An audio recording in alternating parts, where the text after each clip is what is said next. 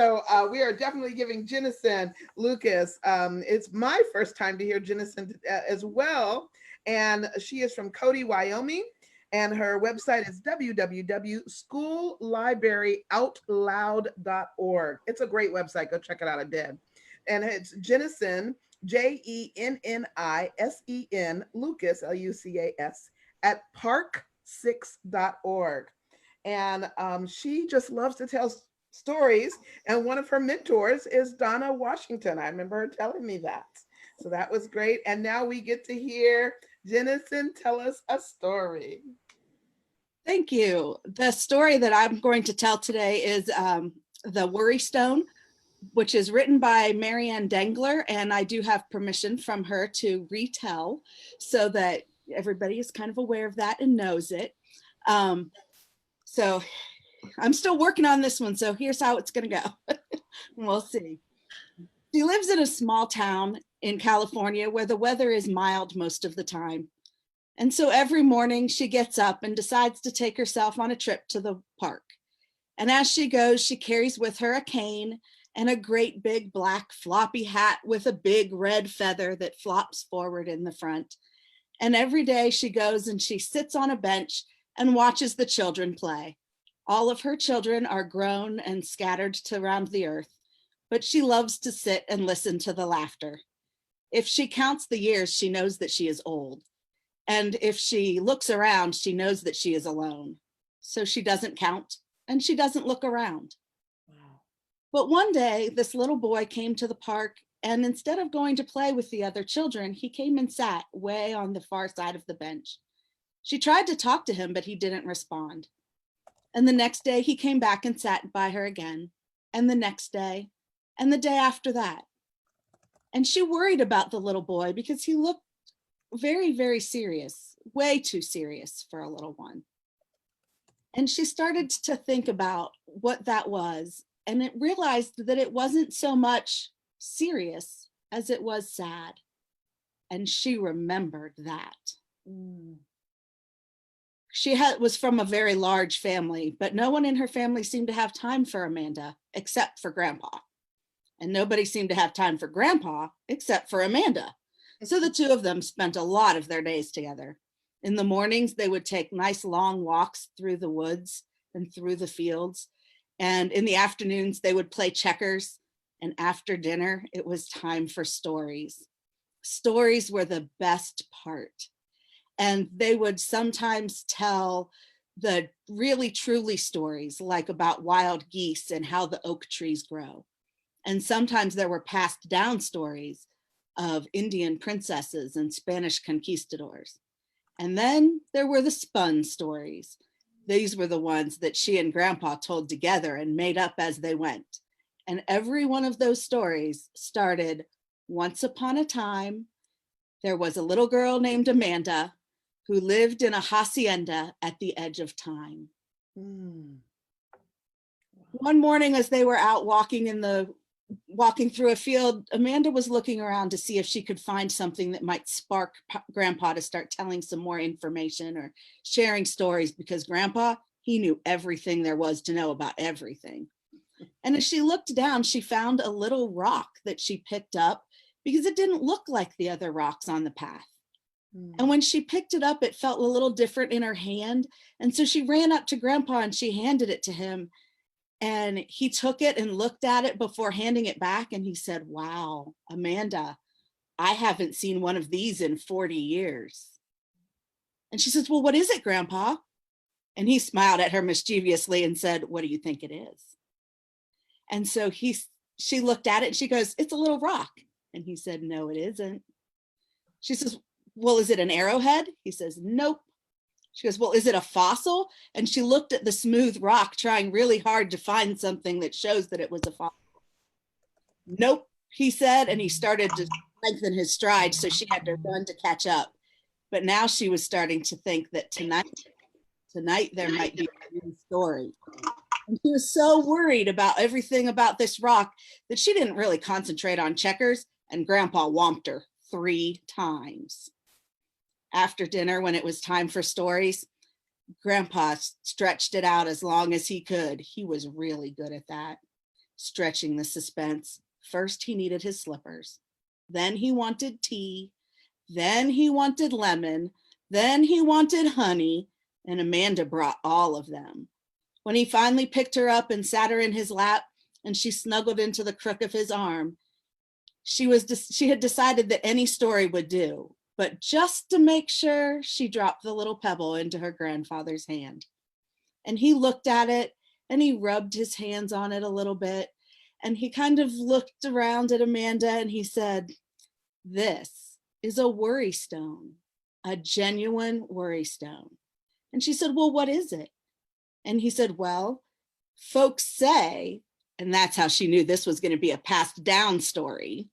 "Folks say that if you rub this rock between your fingers, it'll take your grief away." And so she started to rub the rock as well and look at it a little bit differently. And she says, "Where did it come from?" Because you see, Amanda knew exactly what questions to ask for the stories. So Grandpa sat quiet for a moment, and then he said, "Long, long ago, before the white men came, there was an Indian maiden named Takato. And Takato only loved Akima. And according to their family traditions, their marriage was arranged. And right before they were to get married, a civil war broke out between their people and a neighboring tribe. And Akima, being one of the hero warriors from her tribe, had to go off to fight. When the morning of their ceremony came, Takato got up and she put on her ceremonial dress, and then she waited for Akima. And he wasn't there at sunrise, and he wasn't there at noon. And as the sun set, the other warriors from the tribe brought Akima home on a litter. And at a word from Akima, they held their ceremonies and they said their sacred words. And as the people danced around them, the winds of time came for Akima. And Takato cried and cried. And after a while, Takata grew to be a trusted member of her people. She had a ceremonial special seat at the council. And every year, she would go out on the anniversary of Akima's death to his place of rest, and she would cry and cry until the earth soaked. When it finally came that it was time for the winds of time to come for Takata, her people went to bury her next to Akima, and they found that Akima's resting place was covered with soft, smooth stones. And the people called them the tears of Takata. And they knew that they must be very special, and they picked them up and they took them back with them, one rock with each person of the tribe. And they found that by holding them in their hands and rubbing them gently, it could take their grief and their worries away. Pretty soon, the story of these rocks spread far and wide, and they became in very high demand to go around and find or to be able to have one of Takata's tears. After a while, the story was forgotten and people just called them worry stones. Then Grandpa took a breath and he looked at Amanda, and Amanda said, "But do they really work?" And Grandfather said, "I had one until I gave it to someone who needed it more than me." And so Amanda carried it with her a little bit, and she tried it out on things like games of checkers and stuff like that, and it never seemed to work. So she finally put it away in her drawer in a little velvet box until the day that the winds of time came to take Grandpa. And then she rummaged around and got it back out and fell asleep holding it in her hand. And she dreamed of the walks through the fields and the games of checkers and the wonderful stories, and remembered them all, that she would remember them always, and Grandpa would always be with her. Back in the apartment near the park, she wakes up and sits upright in bed. She knows what she needs to do to help the boy. And she gets up and she digs through the top drawer of her dresser, and she looks for the little velvet box and pulls out her stone and holds it in her hand and carries it with her cane and her big floppy hat with her big red feather as she goes to the park. And she wonders if the boy will come that day. When he does, she says, "Will you sit here by me?" And he looks at her and says, why? She says, because I have something to show you. And so he sat there next to her and she started to tell him about the worry stone. And he goes, but what's a worry stone? And so she says, well, it helps take worries away. And he says, well, does it work? She says, it always worked for me. He goes, well, how do you know about it? She said, well, my grandpa told me the story. Move over, sit next to me. And she tells him the story of Takata and her tears as simply as she can. And she hands her worry stone to the little boy and says, now this one is yours. And he says, oh, and then sits there with it until he forgets while he's watching the children and it falls on the ground. And her heart almost breaks. And she turns away so he doesn't see her cry and starts watching the children. And a minute later, he says, did your grandfather know other stories? And has picked up the rock and is holding it in his hand. And she says to him, why, yes, he knew a lot. And he says, will you tell me another one? She says, maybe tomorrow. He says, maybe today, and scoots a little bit closer. So she looks at him and she says, once upon a time, there was a little child named Jason, he says, smiling up at her. And that is the story of the worry stone. That Marie Dengler. And this one is my worry stone that I got from my grandmother. Oh, Jennisen, that is just beautiful.